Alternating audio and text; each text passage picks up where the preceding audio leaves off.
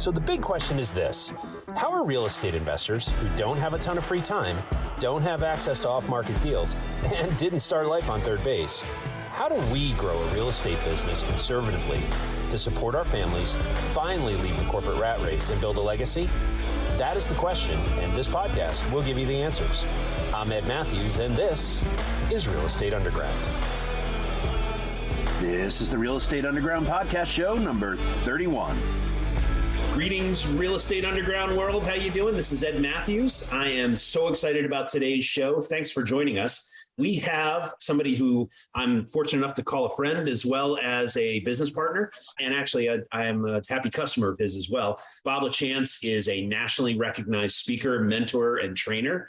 And he specializes in helping customers build their businesses through automation and outsourcing. He owns, 4 businesses, Bob? Including REVA Global, who counts me as a very happy customer. And he helped start one of the largest real estate coaching programs in the country. Something you may not know about him is that actually he's a native of Bristol, Connecticut, and he played ice hockey. And in fact, he played for Boston University in their national championship team in 1995, if I'm not mistaken. Back in the day. Yeah, that's it, right? And they're gray spots right here. Ed, right? Yeah, I hear you. Well, my kids keep reminding me how much gray I have in my hair. And I say, yeah, that's because I have daughters. What are you going to do? So, hey, welcome to the show, Bob. It's good to see you. We're really excited to have you. Cool. Thanks for having me. I really appreciate it. I've always been part of CTREVA for a long time. I'm back, starting all the way back in 2004. So it's been a good run. You guys run it. Yeah, you guys run an incredible organization. Thank you. I appreciate that. Yeah, we're really excited. We're just a hair above 1,000 members now. The fact is that the coaching program and the mentor program and all the other things that we're doing are as I was telling somebody earlier, I'm busier than a one-arm paper hanger. It's crazy. So, and by the way, you and I both run real estate businesses as well. So there's that. That's right. So that's right. And we're local, so it's good, right? Exactly. So I've known you for a while, but some of the folks out there may not know who you are. So why don't you give them a little more color on who you are, what you do, and why you're here? I'll give a quick kind of Cliff Note version. I started real estate investing in 2004. Prior to that, I played hockey at Boston University, and then I signed a professional contract. So I played professionally for 8 years. And then 2004, I had my first kid when I was on a flight to Belarus. I think it was Belarus back in 2003-ish, 2004, right at that time. And that's when I had my first kid in February. Yeah. Made a decision whether I was going to go back and play hockey or throw in the towel and jump into an industry or a job or whatever the hell that looks like. Right. So right. I decided to, read a bunch of books and everything went to real estate. So I decided to jump into real estate. I also left school 2 classes short of getting my degree. So I would have either had to go back to school or jumped into something. So I decided not to go back to school and jump into an industry that has 0 barriers of entry. So which I love. That's why I love real estate, because it doesn't matter. All walks of life can make money in real estate. So absolutely true. Yeah. So that's why I love that. So anyway, I got into that in 2004, and that's when I joined actually CTRE, and I saw a speaker speak on short sales. His name is Jeff Collar. So I bought his course, and that's when I started. And I met, a local investor there that was doing a ton of short sales. So I learned that business, and then I think we've done over 1,000 plus short sale transactions. In 2007, started a coaching program, one of the biggest ones, called. I think the gentleman who owns it, a couple guys who own it. And that was from 2007, while I was still flipping properties, doing rehabs, doing wholesaling, all that kind of good stuff.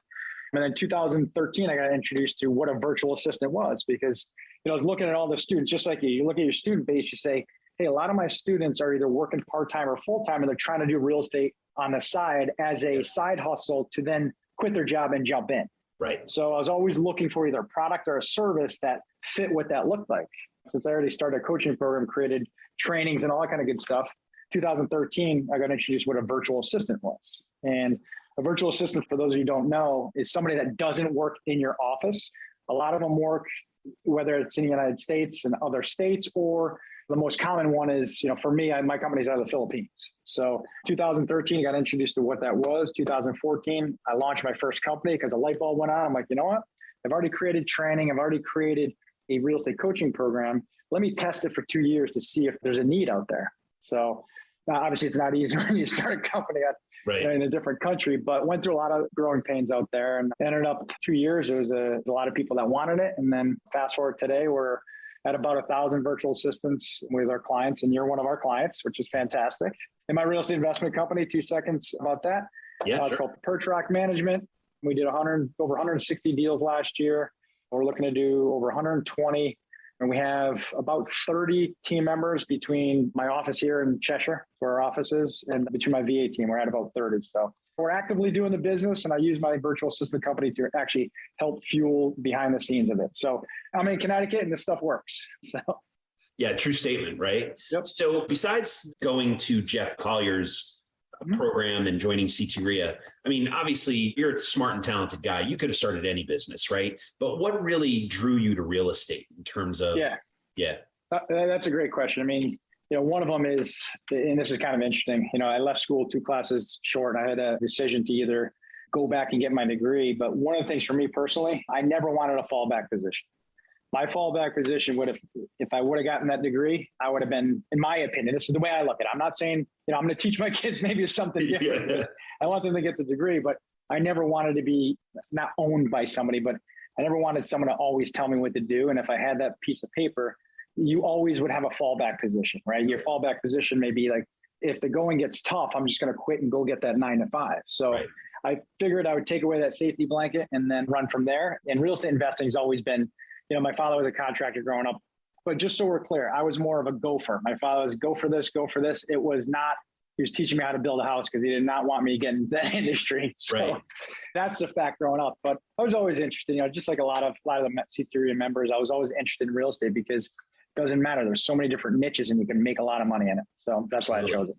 Yep. Yeah. And I mean, I think you occupy several just sitting here as we talk today, right?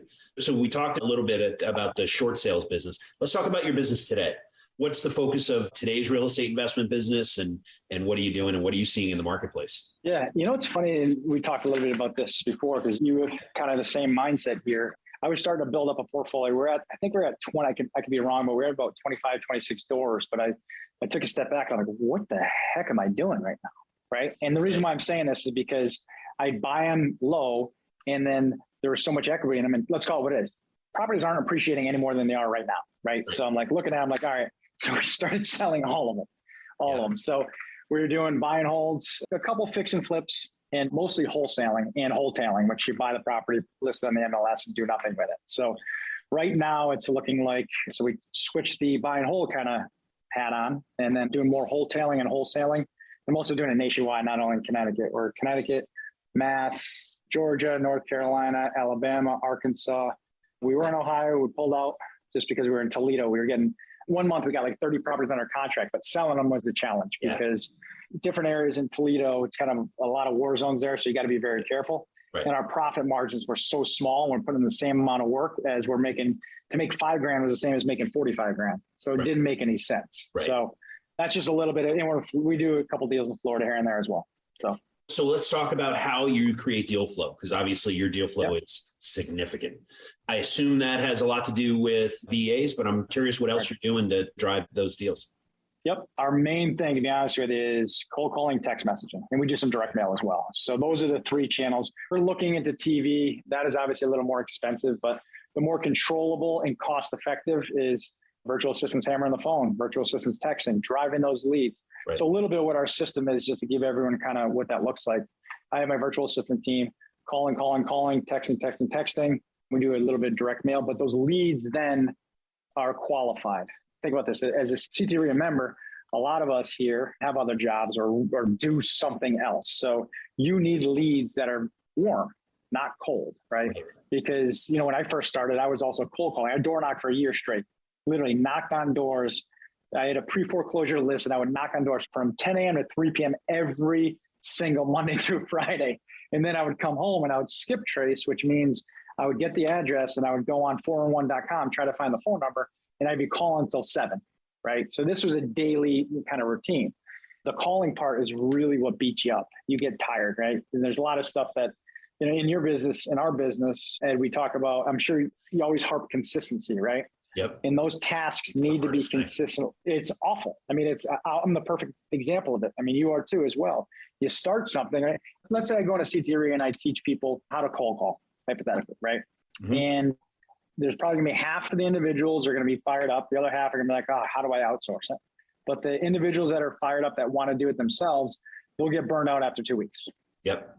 It's just how it is.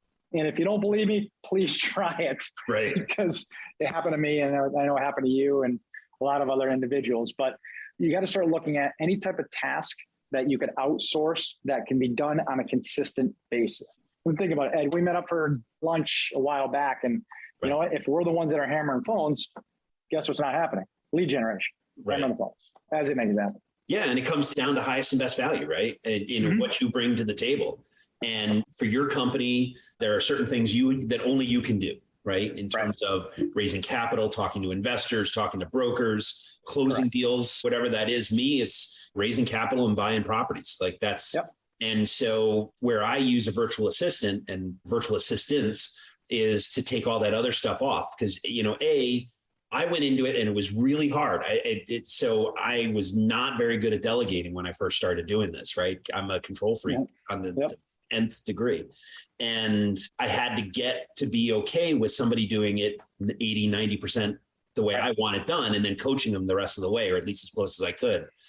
Turns out that the people I was hiring were better at it than I was. So my concerns were incorrect, because we've grown more since I started working with you than you know, the year and a half prior. I mean, it's just accelerated our growth because it allows me to do what I'm good at, as opposed to the stuff I'm sort of good at. Yeah. And funny thing is, I think about this, we offer either part-time or for full-time virtual assistant services, which is 20 hours or 40 hours. Could you imagine the extra stuff that you could do in 20 hours or 40 hours that you take off your plate, and the consistency that's done? I think that's, for me personally, I think that was, for me in my business, the most important part. Things have to consistently get done, because if they don't, then you're going to be 2 weeks behind. Before you know it, you're going to be 2 weeks behind. So when I first started, I didn't actually touch upon this, but my first deal that I ever did was before I got into short sales. I was farming areas. So when I decided I wanted to be a real estate investor, the first course I bought was online back in the day, and it taught me how to farm areas, which means I drove around in neighborhoods and I called any house that had high grass and the roof was all messed up, et cetera, et cetera. So property was listed, and I called the agent, got in and opened the door, and just a huge smell of cat pee hit me. I'm like, well, in this book, it taught me that a lot of people run away. Yeah, it smells like money, right? So I made an offer. It was listed for $175, made an offer for $135. And I know a lot of people are scared to do this, but who gives a crap if somebody says no? It doesn't matter. Then go on to the next one, right? So I put an offer of $135, and they accepted it. At that point, I'm like, oh crap, what do I do? Right. You know, I only had so much money put away from playing hockey. I didn't have any contractors. I knew nothing. Like I knew zero, right? So I found contractors, lined up the money, ended up turning it in a month and sold it in 2 months, and made 32 grand on it, which is pretty cool. But the big part is I had zero systems. We're not in the same world as we are today. I looked in the mirror, I'm like, I don't even know what to do now. I have no properties. I was back and forth from Home Depot literally 5 times a day. You know, they call it Home Depot University. So back and forth to Home Depot at least 5 times a day. And I realized I had no system. So I had to really look at this as a business. Yeah. So the thing is, I bet when you finally figured out those systems, your stress level went from a 12 to about a 5, right? And you started moving faster, and you actually delivered a better product, right? And this is an important part. I just want to add to that, because a lot of people setting up systems, sometimes there's a little pain in that, right? Unless there's a plug and play system that you invest in or whatever that looks like. But it's okay. Spend that time in doing it. It's like, just like you with virtual assistants, right? You don't want to delegate. And same thing with me. I didn't want to delegate either until I actually handed it off. And I'm like, you know what? Whew, that's actually a huge weight off my shoulder. And just because in business, you have to keep building. You have to keep building. If you're a wholesaler and there's an opportunity to rehab it, you're going to have to learn the other side of business too. It's just the way real estate is. Yeah. Amen. Couldn't agree more. Are you interested in real estate investing right here in Connecticut? Ever wonder where all those real estate investing pros hang out to network? Did you know the Connecticut Real Estate Investors Association will introduce you to those investors and will help you learn how to find deals, fund those deals, and even teach you how to do it without leaving your current job? Go to ctrea.com. That's ctreia.com and click on the events button to register for an upcoming event. Hope to see you soon. Buying investment real estate is both thrilling and sometimes stressful. Without a lending expert by your side, most investors don't stand a chance.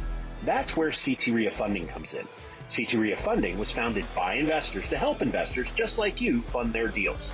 Whether you're buying a single-family rehab, an apartment building, or really any investment property, our team will understand your deal and help you close quickly.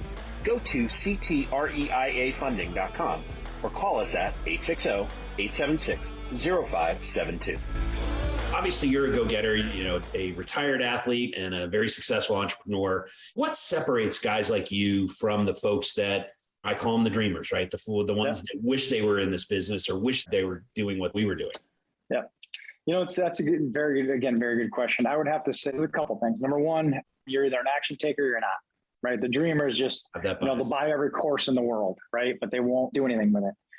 If you buy, and I say buy, I mean invest, right? The individuals that are successful invest in courses, right? I invest in courses, but when you invest in that course, use it and take action.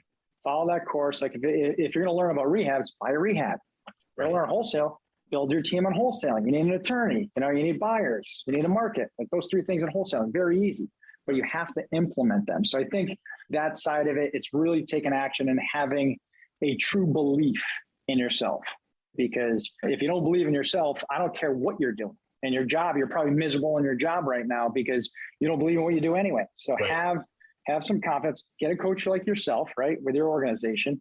I'm huge on coaching, right? I really, really am big on coaching. Back in the day, like I said, I helped start a couple of coaching programs. I'm no longer with that company anymore, and I don't do any coaching anymore. So I would recommend going to you guys, especially local. I mean, why not? Why would you not? So here's the way I look at this, and I may go off on a tangent, Ed, so you might want to bring me back. You're on a roll. Yeah. So, and this is my opinion. I always look at, if I'm looking at a coaching program, I look at who actually runs it. Are they doing the business? I look at me. I have a virtual assistant company. Am I using my virtual assistants? Yes. If I wasn't, run away from me. Right. Run. Right. Right. You guys, you do a ton of real estate. I mean, we're just talking about, all the properties that you have and the cool things that you're working on, which is really cool. Guess what? I want to learn from someone like you because you do the business. So that's just a little bit. And I know Rich as well, Rich very well, Ron, et cetera. So yeah. In my previous life as a technology guy, it's called eating your own dog food, right? Yep. That's it. If you're not doing what you're trying to teach, what are you doing? Yep. You're I agree. This, right? And you're absolutely right. Run away from them for sure. And one of the things that I think you kind of touched on, or I want to spike, is getting coaches, having mentors. It never ends, right? I mean, I've been doing this you've been doing this for 20 plus years. I've been doing it for 15 plus years. I have coaches today and people I pay to tell me A, where I'm screwing up, and B, how do I fix it? And C, how do I accelerate my business, right? I actually have a company coming in next week in our office to see what systems we're lacking. Are we minus manpower in certain areas of our business? Just do kind of a stress test and work on systems and processes. I mean, I've been in business. I have, like you said, a number of different businesses, but you have to reinvest back in your business if you're going to continue to get better every day.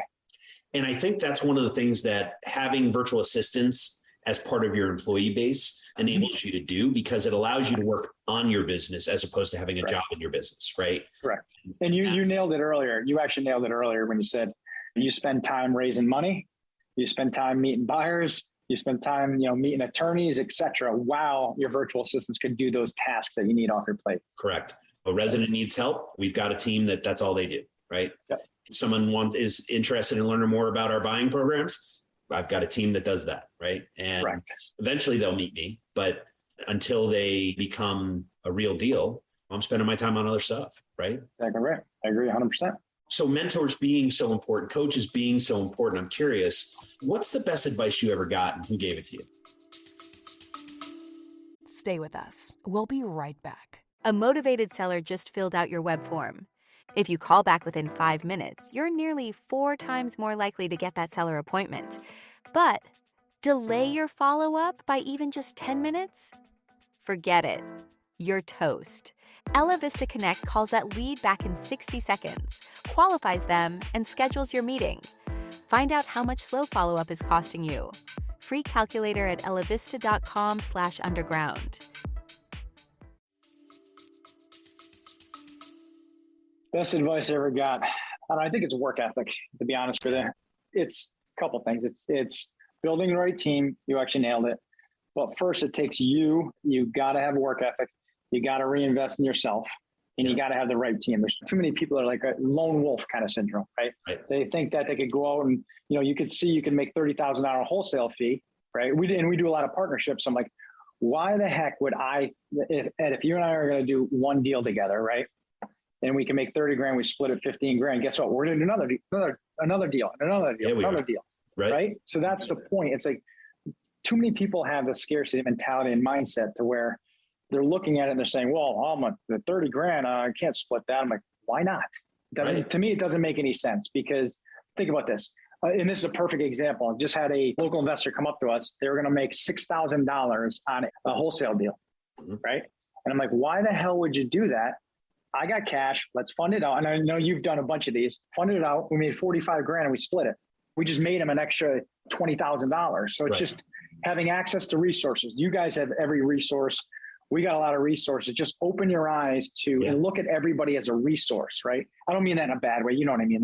But everybody's got something that everybody brings. You have something that I don't have. Yeah, exactly. Right. Absolutely. Yeah. And 1 + 1 in a lot of cases does equal 5, right? That's exactly right. 100%. And that's it. I mean, you hit upon it. So right on, man.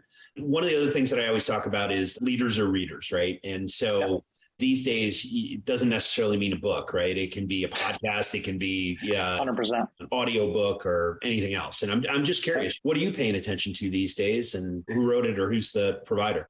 Yeah, I listen to podcasts. My buddy out in Phoenix, real estate instructor, Steve Trang, he's got a very good podcast. I also am reading this book, 48 Laws of Power. It's actually a pretty good book. Yep. Well, it's a long read, so it's tough to get through. His name is Robert Greene, but there's stuff like that that's really good, but mostly podcasts. I also downloaded it's called Blinkist. I love Blinkist. Yeah, so check that out. Blinkist is basically cuts books down to like 15 minutes. So if you don't have time to read books, it cuts books down. I liken it to the old crib sheets that you could get for reading books. It's how I got through college. That's exactly right. So it's Blinkist for those of you who want to do it. It's pretty good. It's actually really cool. Yeah, it boils up a really good book down to 8 or 10 key points. You can read it in 15 minutes. And I think in a lot of cases, there's an audio version of it too. So you can listen to it while you drive. Right. Yep. Love that. Yeah. That's one of my cheats as well. When I tell people, I read a book a week, and they're like, oh my God, well, Blinkist is one of my things. As I'm drifting off to sleep, I'm reading the latest from whoever. And that's right. So it's the same thing. That's awesome. In terms of where you're taking your business, and obviously we're about to kind of dip into a recession. We were talking about this earlier. Yep. Given that you're in so many different metro areas, I'm curious what you're seeing in terms of, is there a slowdown? Is the pricing starting to level off? Are you seeing a dip? I think pricing is leveling off for sure, right? And days in the market are just ticking up a little bit. Yeah. But does that mean there's no buyers out there? No. I think it's not slowing down right now, to be honest with you. I mean, especially in our own state, you look at places like West Hartford, there's 0 properties on the market. Right when they hit, they're gone. Right when they hit, they're gone. Yeah. There's a lot of people right now with cash sitting on the sidelines, just waiting for, and a lot of people want to move. Think about this. We're going into school a month, 2 months, or a month and a half, whatever it is, right? So people want to move into that school district. So right now it's a hot time. And I think you and I spoke, I don't think we're going to see a big slowdown until next year. So I think we have a very nice runway of us being able to opportunity to make money and having buyers out there. Right on. That's awesome. And you think that's specific to Connecticut, or you're seeing that everywhere? No, I'm seeing this everywhere. Oh, that's fantastic. Yep. Yeah. Right. So as you are growing these businesses, what's next for you? Is there another business that you're contemplating? Not that I know of. No, it's more of, to be honest with you, what we're doing very well is we're stacking cash. I lived through just like you, 07, 08, 09, right? If I had as much cash then that I do now, I would have a way better opportunity to, that's when the buy and hold kind of mentality comes in, right? Right. So this is exactly what we're doing. We're stacking cash because we're just waiting for potential times to have a very good opportunity. And we're also raising money. I'm talking to gentlemen like you that actually have access to bigger capital when that opportunity happens. So I think C3 REIT members are sitting on a very good opportunity, obviously, with the products that you guys offer as well. Yeah.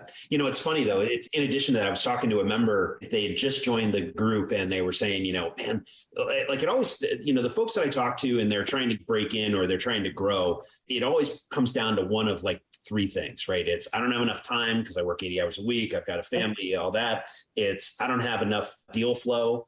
and I don't have enough money. And this gentleman had come up to me. He goes, I just don't, I've got deals. I just don't have any cash. And I grabbed him by the arm and I spun him around to look at the room. And I'm like, in this room, I can see 1, 2, and I counted 7 people I know who are hitters. I said, I can see 7 people right here that invest in other people's or partner.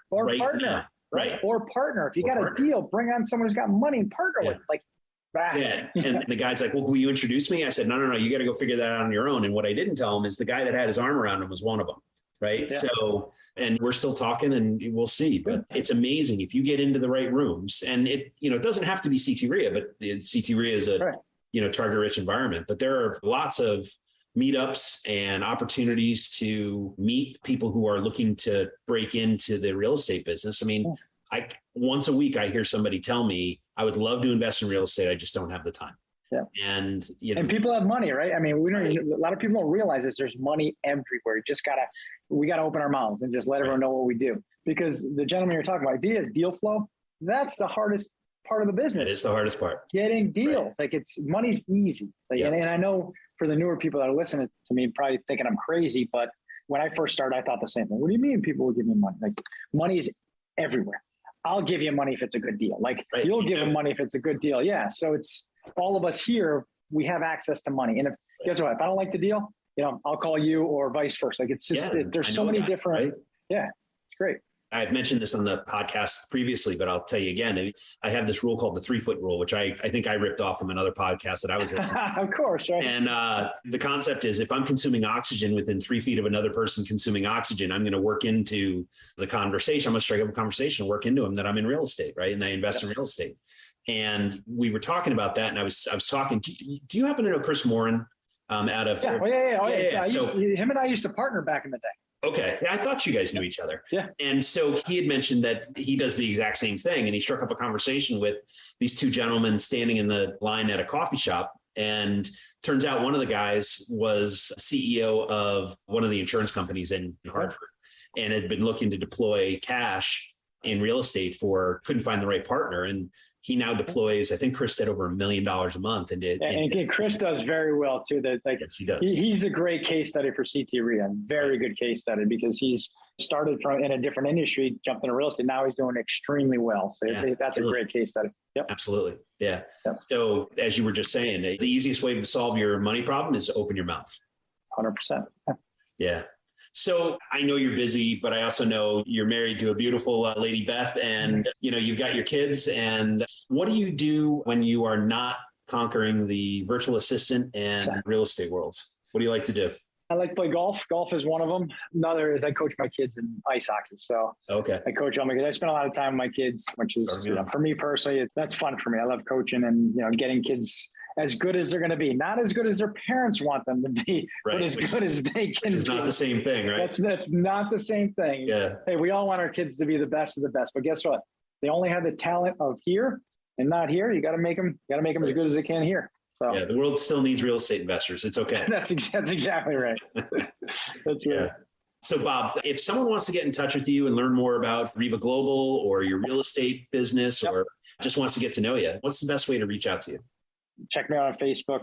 We have REVA Global on Facebook, Instagram. Check out Perch Rock Management is also our real estate investment company. Check us out there. My email address is bob@REVA Global, REVA Global.com. So any kind of questions you have, if you want to, run a deal by us, that Ed, you and I talk about this stuff a lot.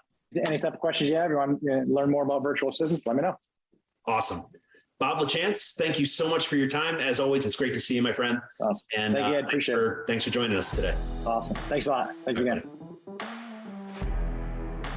This has been the Real Estate Underground Podcast, a CT REA presentation. Don't forget to rate, subscribe, and share this podcast with your friends. If there's a specific topic you want us to cover, post it in the comments. For more information on the Real Estate Underground Podcast or CT REA, go to realestateundergroundpodcast.com or ctrea.com. Until next time, happy investing.